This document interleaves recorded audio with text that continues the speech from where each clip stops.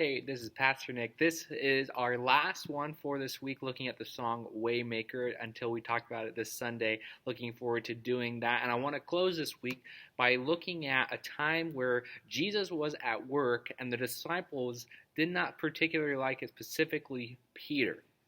And if you want to open your Bibles to John 13, and this is the story when Jesus washes the disciples' feet, one that you may be familiar with.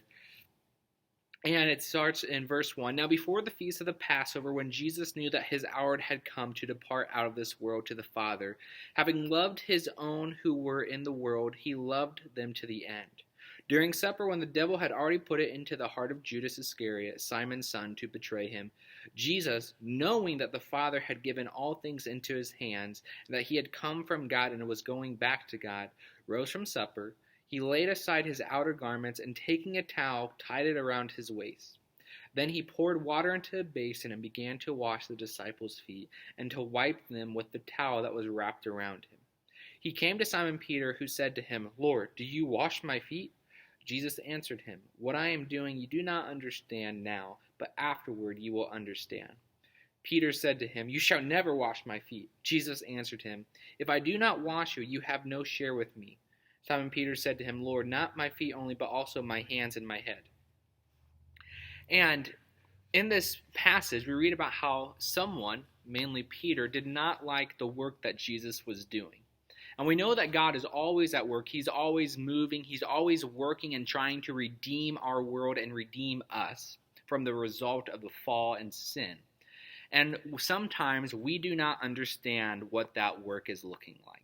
And in this moment, Peter did not understand what Jesus was doing, as Jesus was trying to redeem and show Peter what a true leader is, and also show Peter and clean himself of and being a God that is worthy, that is so worthy of being above washing feet, but is willing to wash the feet of those who are following him. He doesn't understand and does not want anything a part of it, but when he realizes the cost of it and why it's necessary, he then agrees to it.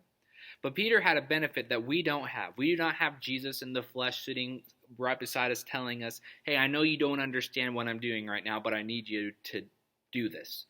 We don't have that all the time. And right now we may be in a season, you may be in a season where you do not understand what God is doing. You don't understand how he still could be at work right now. But the reality is he is. And we know that God is always at work. He's always producing a good work. And you can check out all these other verses that I have for us today and look at all these other verses that share about how God is always working and always producing a good work that is for the glory of God. Even when we don't understand it, and in the song, even when we don't see it and when we don't feel it, God is still at work. So I encourage you to look at these verses, listen to the song Waymaker again, just to remember what it is, and as we prepare to sing it together as a church family on Sunday and talk about what those words mean.